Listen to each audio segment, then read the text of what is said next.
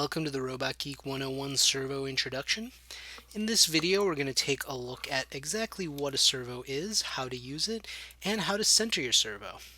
This video is a really great place for anybody who is building a RobotGeek kit like the RobotGeek Snapper Arm, the RobotGeek Desktop Roboturret, or any other robot that's going to be using 180-degree servos. This video is also a great starting point for anyone who wants to learn more about servos in general. And while this video is going to gloss over some of the details in servos, we are going to have some follow-up videos in this series that go more into depth into how to use and control your servos. The first half of this video is going to focus on how servo motors are different from normal DC motors. If you want to skip right into how to center your servos, go to about the 8-minute mark to jump right into it. Servos come in a wide variety of shapes, sizes, and configurations. Some servos will use the same communication protocols and can be used together, while some will use specialized communication packets to control the servos. Different servos might also have different power requirements. A power supply that works for one servo might burn out or destroy a smaller servo. For RobotGeek kits, we're going to focus on RobotGeek servos and 9G servos. So I'm going to get rid of all these other servos that we're not going to use.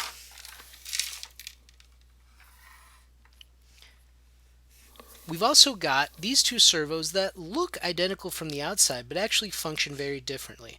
One is a 180-degree joint servo and the other is a continuous turn servo. We're not going to use the continuous turn servo today, and we're going to have another video to explain more about that servo. We've also got these small blue 9G servos. We've got the FS90 and the FS90MG.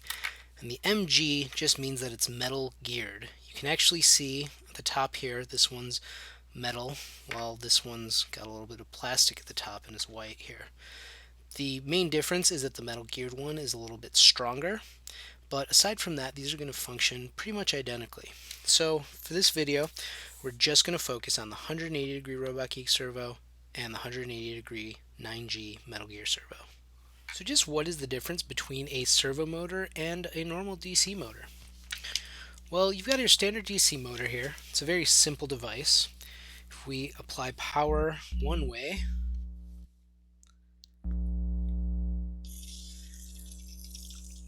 the motor will turn clockwise, and the motor will turn counterclockwise if we apply power in the other direction. DC motors can't be controlled directly from your Geekduino. The signal pins on the Geekduino just don't provide enough power to power the motor. You'll end up burning out your Geekduino. So you end up needing to use something like a relay or a motor driver chip. Standard motor driver like this one needs 3 pins on the Geekduino to properly control a motor. And if you want to control a motor in 2 directions, you're actually going to need 2 relays, so 2 digital pins. And even then, you don't get any speed control. Servos, on the other hand, have everything built in to a small package. So you've got your motor, your controller, and sometimes even a sensor. So here we've got a RobotGeek 180-degree servo, and I've actually opened it up. In here we can see a small control board. So this board is going to take data input from the Geekduino, as well as it's got motor controller chips on it so that it can power the motor appropriately. Here you've got your DC motor. It's embedded into this plastic. And then you've also got a sensor, and this sensor lets the servo know exactly the position of the motor at any given point. Because all of the circuitry is in the servo, I can control it from a single line on my Geekduino. So this is the RGS13, a 180-degree joint servo. And joint servos are different from normal DC motors in one more way. Joint servos will turn like a normal motor, but they'll stop at a specific position.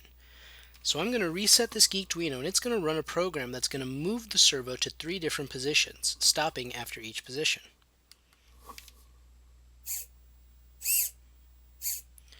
As you can see, the servo is stopped in the middle, and if I try to move it, I actually can't. It's going to fight back against me to keep that position. If I were to unplug the power and the signal from the servo, I can move it by hand now, and as you see, it's actually going to stop at 2 points on either side. This means that I can send it to any position between these two stops. This joint simulates a joint in your arm, your elbow, your shoulder, and can be really useful when you're building robotics. For example, in the RobotGeek snapper arm, you have 5 joints, one in the gripper, wrist, elbow, shoulder, and the base. So each of these servos can be moved and set to a static position. By moving all of the servos in concert, you can get the arm to move to the exact orientation and position you want. Even the base servo allows you to rotate, but again, you can stay at a specific stance instead of the arm just rotating forever. So from our Geekduino, we're going to be sending commands to each servo. So for example, in this wrist servo, we'll send commands all the way from 0 degrees to 180 degrees. 90 degrees means the servo is centered or in the middle of its position. And all of our assembly guides for robots like the snapper are going to assume that your servos are all centered. It is really important to make sure your servos are centered when you're building. Let's see what happens if you have your servos uncentered. So right now, like I said, this servo's at 90 degrees. This would be the servo at 180 degrees. Now I'm going to unscrew this gripper.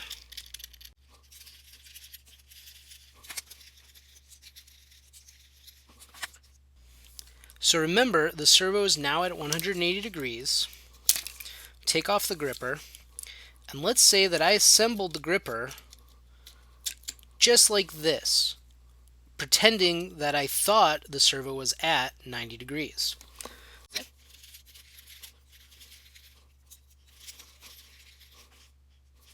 Now, if I was to set the servo to 90 degrees, the arm would look like this, not like its previous L shape.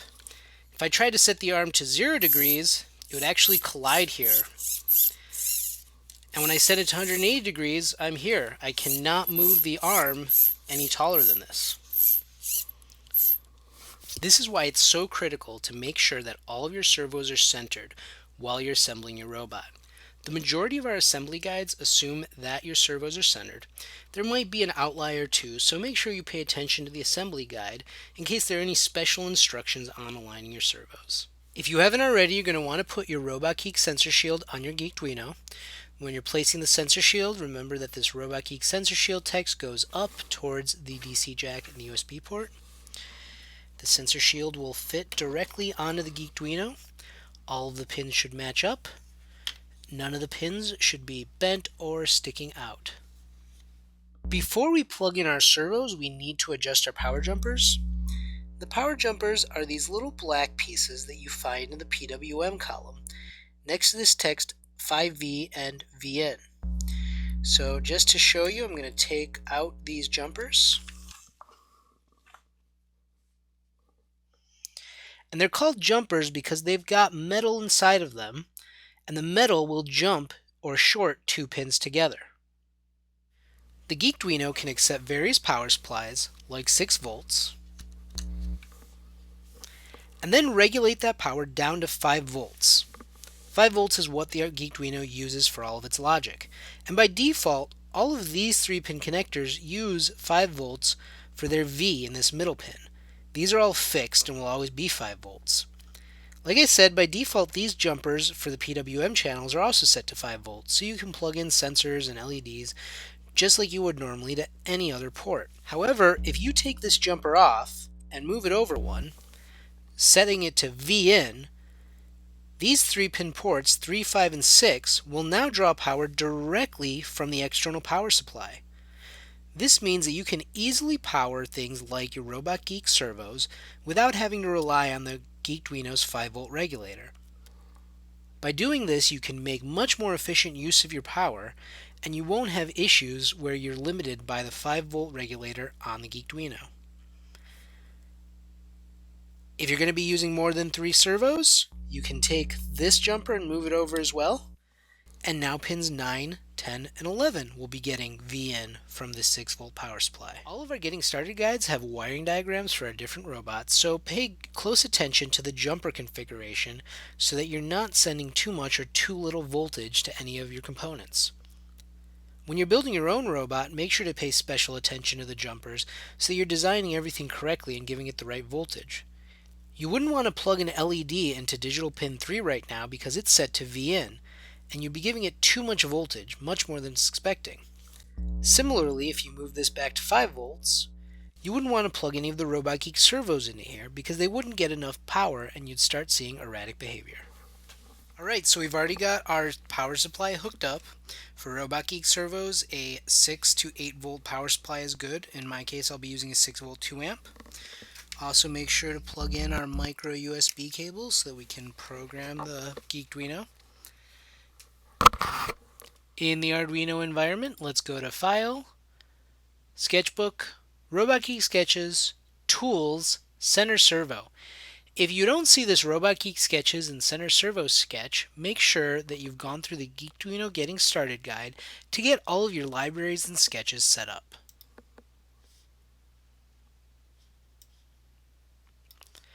We're going to make sure that our board, processor, and port are picked correctly, just like in the Geekduino Getting Started guide. We'll go ahead and upload the code.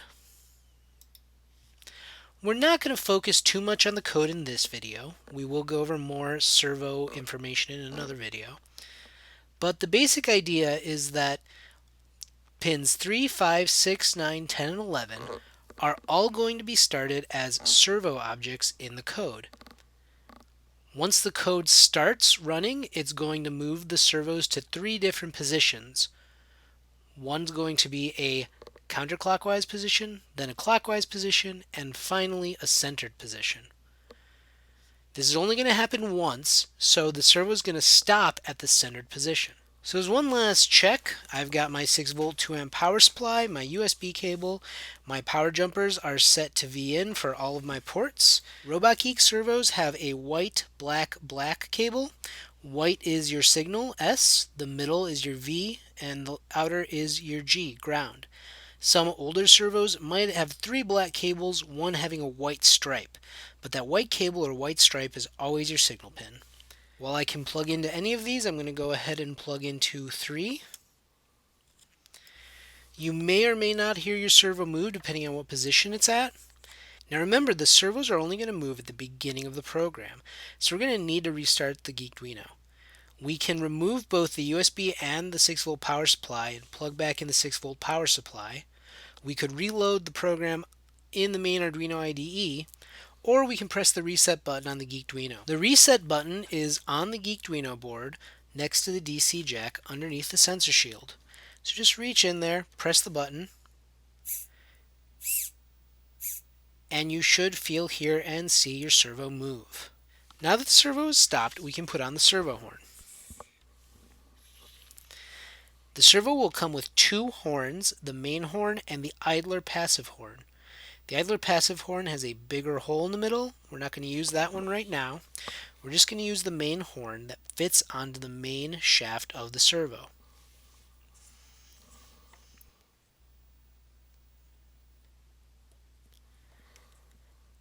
Now, when you fit this horn on, you want to make it so that the left and right holes make a line that's parallel with the bottom and top of the servo. The top hole and the bottom hole should make a line down that's parallel with the left and right of the servo. You might need to try taking the horn off and moving it over a couple of different times to get the alignment as best as you can. Here's some clear pictures so you can see exactly what's going on. If your servo is getting its 90-degree signal and you've put that horn on, you should be able to have this hole towards the top, this hole in the bottom, this line creating that parallel with the 2 sides, this line creating the parallel with the top and the bottom. And if you try to turn this horn 90 degrees before you put it on the servo, the spline doesn't quite match up 90 degrees. So if you were to do 90 degrees, you'd actually get a little bit more here, and as you can see, it's not quite lined up. If you try moving it another 90 degrees, you still have a misalignment. Another 90 degrees, you're still not quite there. So there's going to be one position that is the closest to this perfect cross, and that's where you want to hit. So right here, that's sort of a bad alignment.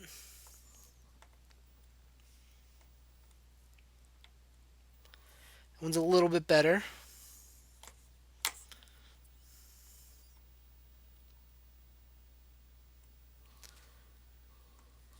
In this case, we're pretty spot on. The better aligned your horn is, the better your robot's going to perform. Don't worry if you're a degree or two off, but get as close as possible as you can. Once you're happy with the alignment of your servo, take the black screw included with your servo and just use a Phillips driver to screw that in. This is going to make sure that the horn stays on even if there's a lot of vibration. Once your horn is on, you can press the reset button on your Geekduino again, and you'll see your horn moving. Your servo guide will tell you if you need your idler horn or not. The idler horn fits on the back. Then you can secure it with this silver screw.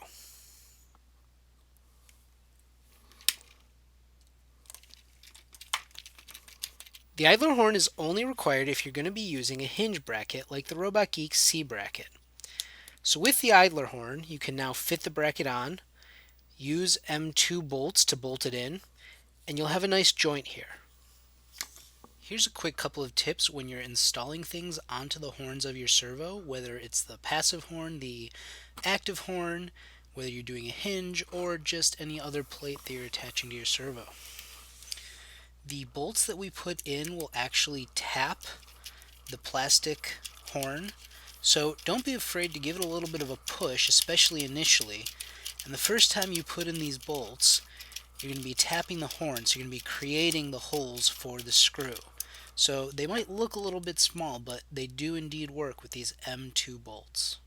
Your kit should come enough for all of your servos so that you can put 5 bolts, one in each of these holes if you want for the hinges. But we've found that 3, 2 here, and 1 in the middle, are appropriate for all of our robot kits.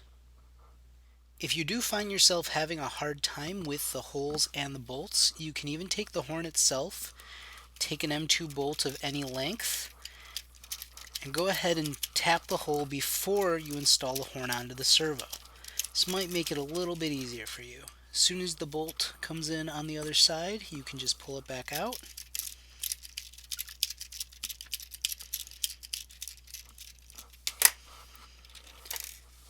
And then your hole will be tapped, a little bit bigger, and ready for your M2x5 bolt.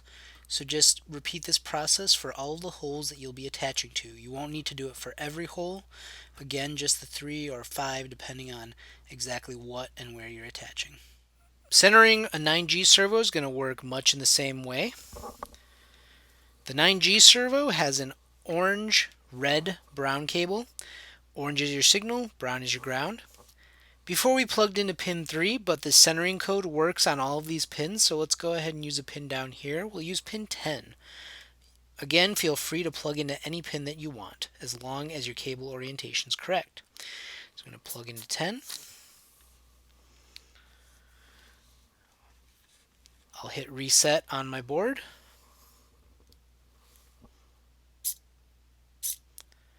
I should hear and see the servo move. I'm going to go ahead and use this single edge horn. Go ahead and put it on. I can test again. And now I can go ahead and use one of the bolts included with the servo.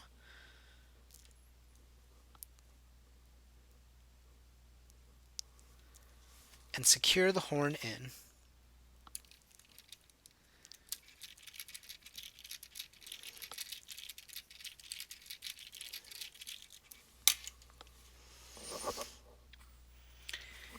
If I want, I can even plug in multiple servos at the same time and control them. So I've got that same servo centering code. I'm going to reset my Geekduino board.